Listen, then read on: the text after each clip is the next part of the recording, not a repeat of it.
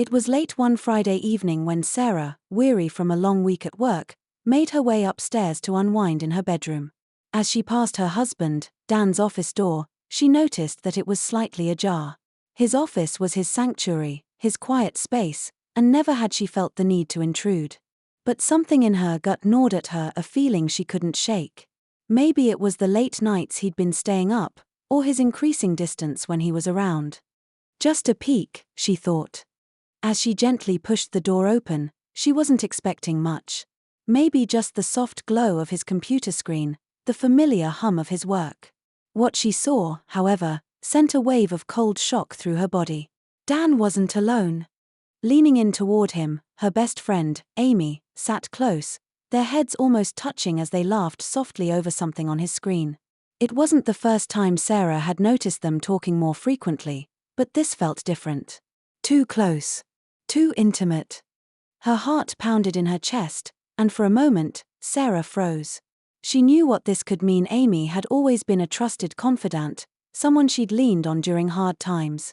To think that Amy could be involved with Dan, her own husband, felt like the betrayal of a lifetime. But was it just friendship? Was Sarah overreacting? Her eyes scanned their faces. Amy's hand brushed Dan's arm as she spoke, and he smiled in a way that Sarah hadn't seen in months. The kind of smile he reserved for her, or so she thought.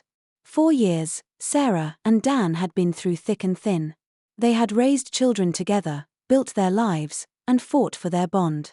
But now, standing at the threshold, Sarah felt the weight of an emotional betrayal that seemed worse than any physical affair.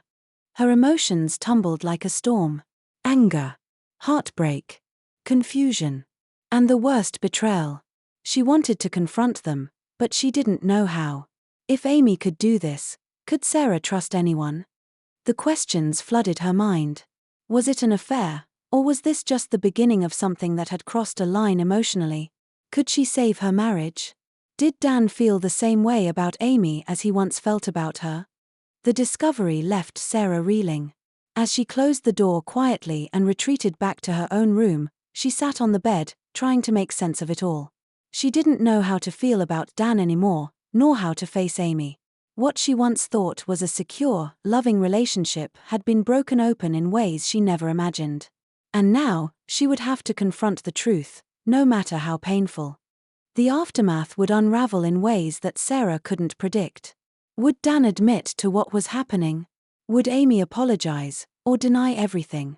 Would their emotional attachment to each other lead them to a painful separation, or could they rebuild from the depths of betrayal? Sarah couldn't bring herself to confront either Dan or Amy right away. The pain was too fresh, the betrayal too sharp.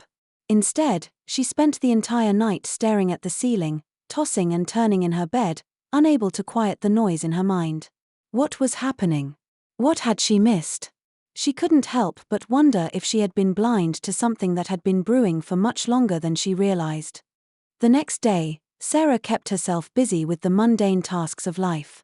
She made breakfast for the kids, checked emails for work, and ran errands. But her mind was never fully present. Every moment felt like she was drowning, unable to escape the overwhelming weight of the discovery she had made. Every time she caught herself thinking about Dan and Amy, her chest tightened, her stomach turned in knots. By afternoon, she couldn't take it any longer. She knew she had to talk to someone. She couldn't go through this alone. But who could she turn to? Her closest friends, yes, but the one person she wanted to talk to was the last person who could truly understand. So, she picked up the phone and called her sister, Melanie, who lived out of state. "Hey, sis," Sarah said, her voice shaky. "I need to talk. It's about Dan. What happened? Is everything okay?" Melanie's voice was filled with concern. "I don't know. I don't know anymore," Sarah replied, her voice cracking as the tears began to fall. "I think I caught him with Amy." There was a pause on the other end of the line. Sarah could feel Melanie's shock through the phone. "Amy? Your best friend?" "Yeah. I found them together yesterday. I don't know what to think. They weren't doing anything physical, but it was so intimate. Too intimate. I feel like I'm losing my mind." "Did you confront them?" "No," Sarah whispered. "I didn't know what to say. I don't know what to think. It wasn't just the fact that they were together, it's the way they were together. The way they laughed, the way she touched his arm, the way he looked at her. It felt wrong, Mel. It felt like something had changed between them, and I wasn't a part of it. Melanie was silent for a moment, processing the situation. Sarah, this is huge. But you need to talk to Dan. You need to confront him and find out what's really going on. It might not be what you think, but you won't know unless you ask. I'm scared, Sarah admitted. I'm scared of what I'll find out. I've already seen something that makes me feel like I'm not the person he wants anymore. Maybe he's changed. Maybe he's found something in her that I can't give him. Don't jump to conclusions, Melanie said gently. I know it feels like everything is falling apart, but you need to talk to him. You deserve the truth, and you deserve to know what's going on.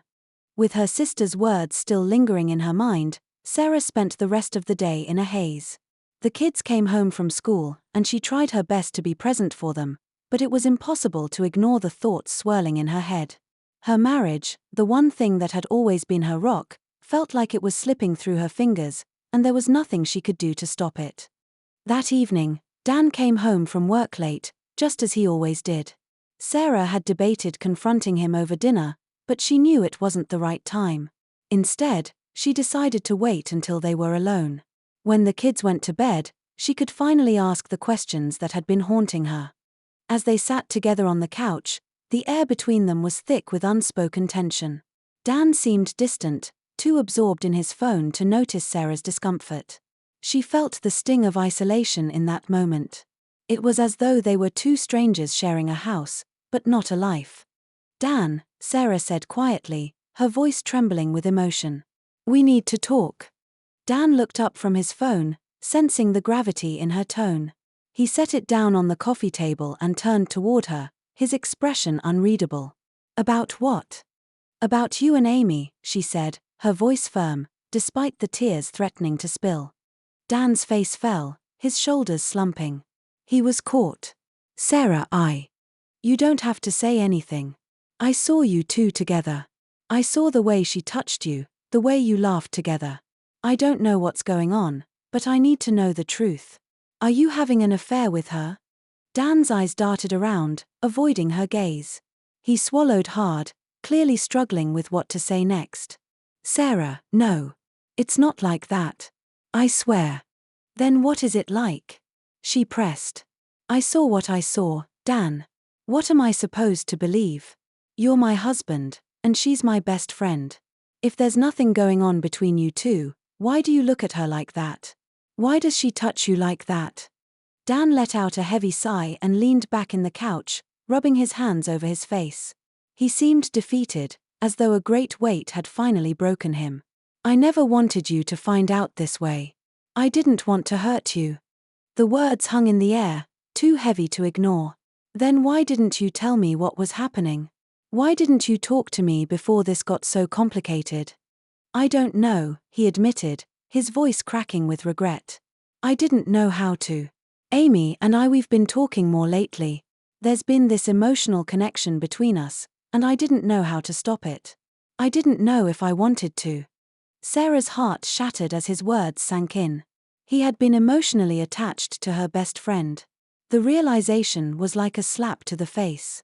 She had been right to feel the distance, the coldness between them. It was not just the physical absence, but an emotional one too. So you've been confiding in her about our marriage? Sarah asked, the hurt clear in her voice. Dan nodded slowly.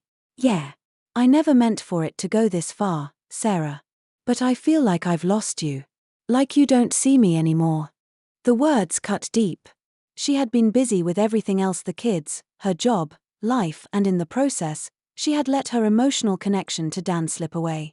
But it wasn't enough to justify what he had done. I'm not the one who's been emotionally distant, Dan. I'm not the one who's been hiding things from the person I'm supposed to love, she replied, her voice trembling with a mixture of sadness and anger. The silence that followed was thick with tension. Sarah didn't know what would happen next. Would she be able to forgive him? Could their marriage survive this betrayal, even if it was just emotional? Could she trust him again after seeing how easily he had fallen into someone else's arms, even if only emotionally? What was clear to Sarah was this: the road ahead was uncertain. But one thing was for sure: she had a choice to make, and the hardest part was knowing which path to take.